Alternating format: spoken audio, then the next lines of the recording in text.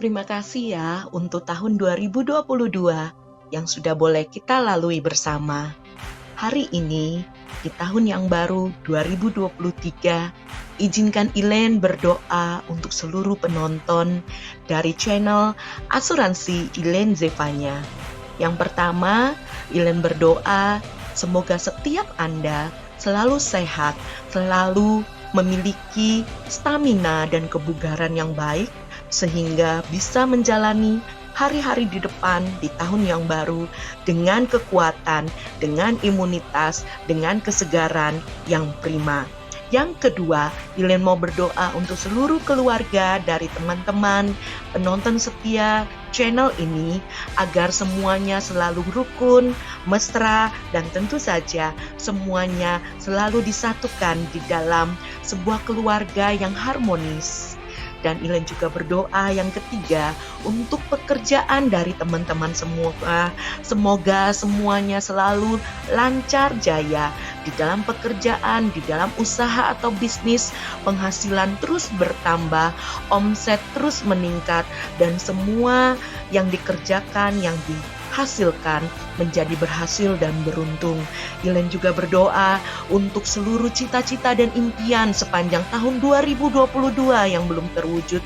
Biarlah semuanya bisa terwujud nyata di tahun 2023 dan kita semua dapat meraih semua yang terbaik, impian yang terwujud nyata, tentu saja kebahagiaan dan kesejahteraan yang berlimpah. Amin. Semuanya Elaine doakan selalu semakin bahagia, semakin sejahtera, panjang umur, banyak rezeki, kaya raya, dan tentu saja kita semakin akrab dan semakin diberkati untuk menjadi berkat dan menjadi berkah buat kita semua. Terima kasih. Amin. Kita mulai video kita ya. Hai dengan Elaine. Semoga kita semua selalu sehat ya. Hari ini kita mau bahas tentang apa yang diproteksi. Kita kan sering denger nih kalau dari channelnya Elaine, asuransi atau proteksi. Sebenarnya apa sih yang diproteksi atau diasuransikan? Apakah jiwa kita atau kehidupan kita? Nah, hari ini kita bahas tentang apa yang diproteksi atau dilindungi. Nomor 1 yang diproteksi atau dilindungi adalah apa yuk? Tentu saja nomor 1 adalah cash flow. Cash flow atau aliran dana tunai.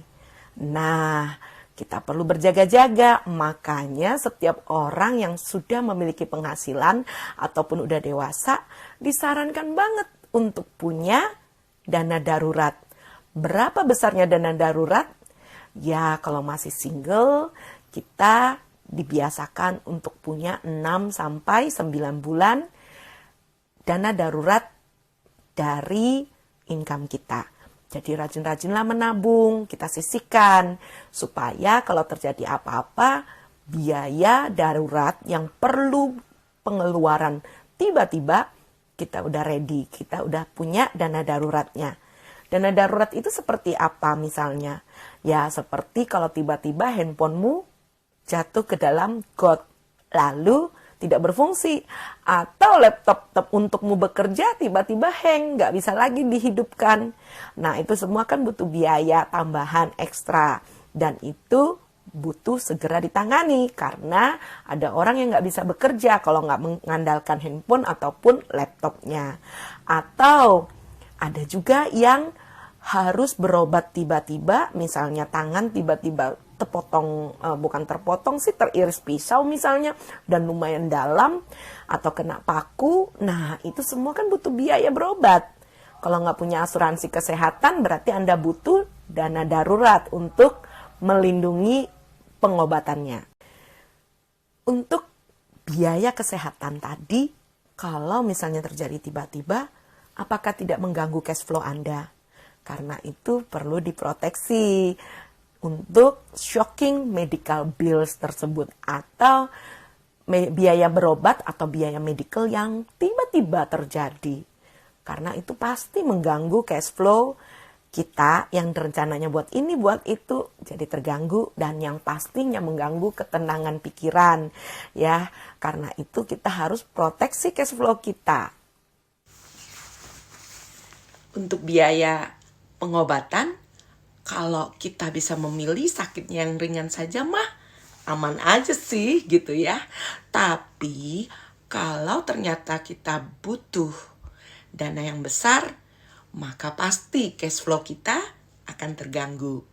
Karena itu disarankan untuk yang single punya 6-9 bulan dana darurat dari penghasilannya sehingga kita bisa selalu siap sedia bila terjadi keadaan darurat. Dan musibah itu kalau untuk yang sudah berkeluarga lebih ngeri lagi. Kenapa? Karena ada beberapa orang yang harus dilindungi. Makanya untuk mereka yang sudah berkeluarga, apalagi punya anak, dana darurat yang perlu disediakan bisa-bisa 1 tahun. Jadi 9 bulan sampai 1 tahun. Ya paling bagus sih 1 tahun ya. Jadi kita siapin dulu dana darurat penghasilan kita atau pengeluaran kita selama 1 tahun. Disimpan di tempat yang likuiditasnya atau mudah dicairkan. Jangan diinvestasikan. Karena kalau keadaan mendadak, kita butuh duit tunai cepat, susah untuk diuangkan, maka akan bahaya lagi. Itu bukan dana darurat namanya. Karena itu taruh uang kita untuk dana darurat ini di tempat yang liquidnya mudah. Misalnya saja ya di tabungan bank yang paling gampang ya untuk kondisi darurat. Dan untuk mereka yang sudah berkeluarga apalagi sudah punya anak, maka dana darurat yang perlu disiapkan 9 bulan sampai 1 tahun. Ya paling bagus sih 1 tahun ya. Karena kita sendiri tahu ketika sakit kita nggak bisa tahu siapa yang sakit duluan, siapa yang kecelakaan, sakitnya yang parah atau yang ringan, tidak ada yang pernah tahu. Karena itu berhikmatlah untuk siap sedia. Sehingga ketika musibah terjadi, kondisi darurat bisa diatasi dengan baik. Yang kedua, apa yang diproteksi yaitu aset atau investasi kita. Ada orang bilang, aku nggak mau beli asuransi, aku investasi aja, aku kumpulin aset aja. Itu benar banget. Tapi kita harus ingat bahwa ada hal-hal tertentu yang harus kita proteksi sehingga aset atau investasi kita jangan sampai tergerus ketika terjadi masalah atau musibah dalam kehidupan kita. Yang kedua ini biasanya menyangkut dengan ketika kita masih hidup tetapi tidak sehat dan tidak produktif. Kondisi itu biasanya dikenal dengan nama kondisi kritis atau ketika seseorang mengalami sebuah sakit yang parah yang pengobatannya butuh waktu jangka panjang sehingga tidak memungkinkan dia untuk produktif bekerja atau aktif bekerja. Dan biasanya kondisi kritis tersebut membutuhkan pengobatan dengan biaya yang lumayan besar dan lumayan lama. Baik, kebayangkan kalau semua itu pakai uang kita sendiri, maka sudah pasti akan mengganggu. Dan biasanya ada orang malah menjual aset ketika kondisi kritis tersebut terjadi. Pernah dengar kan ada orang tulis BU atau butuh uang, menjual rumah, menjual mobil, karena untuk biaya berobat suaminya, istrinya, papanya, mamanya, keluarganya, atau bahkan dirinya sendiri. Jual apartemen murah, jual mobil murah karena butuh uang untuk berobat. Dan tentu kita semua juga tahu ketika kita menjual aset ataupun investasi kita dalam waktu mendadak dan itu karena kita butuh dana tunai, maka biasanya harganya di bawah standar. Dan itu berarti tidak ada keuntungan yang bisa kita dapat. Kalaupun ada keuntungan biasanya kecil banget, tipis banget. Dan kebanyakan malah jualnya merugi. Nah, itu sebabnya kita perlu menjaga aset atau investasi kita supaya ketika terjadi kondisi kritis itu tidak harus kita gadai, tidak harus kita jual mendadak karena BU tadi. Nah, berapa proteksinya untuk aset atau investasi? Tentu kita semua yang tahu masing-masing punya kita berapa. Tapi disarankan oleh para ahli keuangan dunia untuk memproteksi aset atau investasi Anda butuh menyisihkan dana sekitar 5 kali pengeluaran tahunan. Jadi kalau misalnya pengeluaran tahunan Anda setahun itu 100 juta, berarti paling tidak Anda harus punya proteksi senilai 500 juta untuk menjaga supaya aset ataupun investasi Anda tidak sampai tergadai ataupun dijual mendadak karena musibah yang dihadapi. Ingat, kondisi hidup tidak sehat dan tidak produktif itu bukan pilihan kita. Dan kita pun tidak bisa menghindarinya ketika itu harus terjadi tiba-tiba dalam kehidupan kita. Nggak bisa dong kita bilang, jangan kanker, diare aja. Jangan jantung, panuan aja. Nggak mungkin kan? Dan semua kondisi kritis tersebut ketika terjadi tiba-tiba kepada semua orang, maka orang tersebut harus siap dengan dana yang cukup. Karena yang sakit harus dirawat. Dan pengobatan itu biayanya mahal.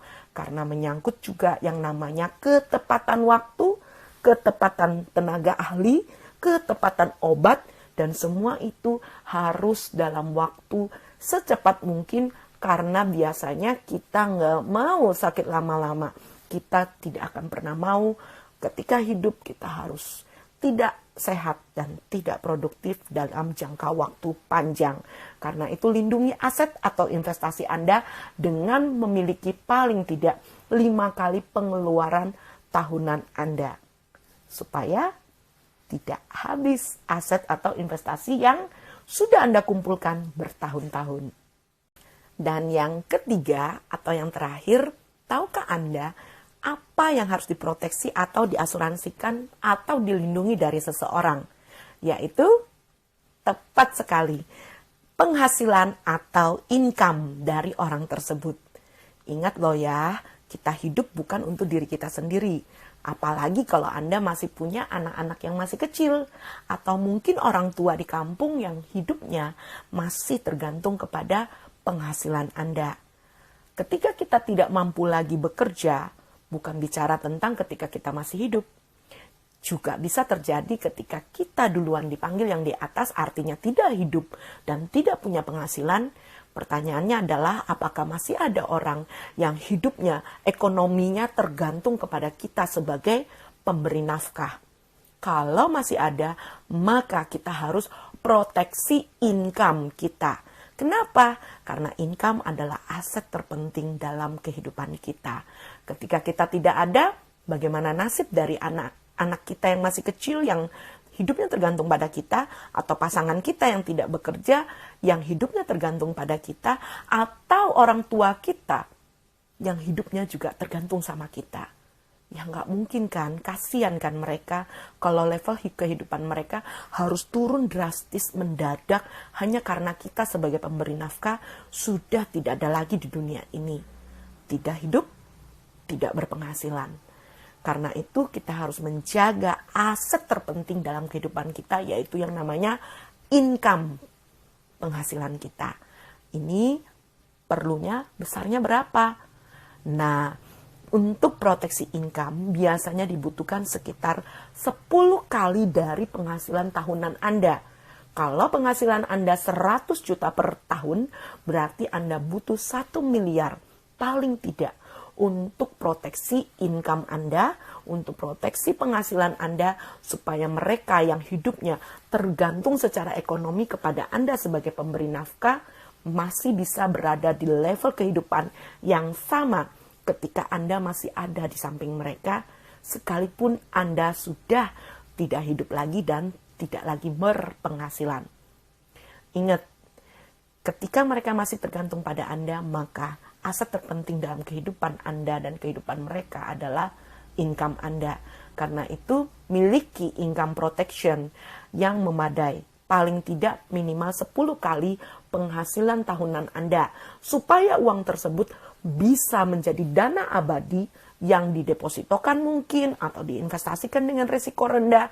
Sehingga bisa menghasilkan dan mereka bisa hidup dari penghasilan dari dana abadi tersebut. Oke, itu tadi 3 proteksi yang harus kita pikirkan sebaik-baiknya, yang harus kita jaga, karena hidup kita bukan buat diri kita sendiri, tapi juga buat orang-orang yang kita cintai.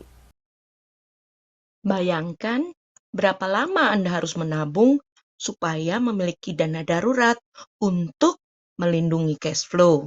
Yang kedua, melindungi aset atau investasimu.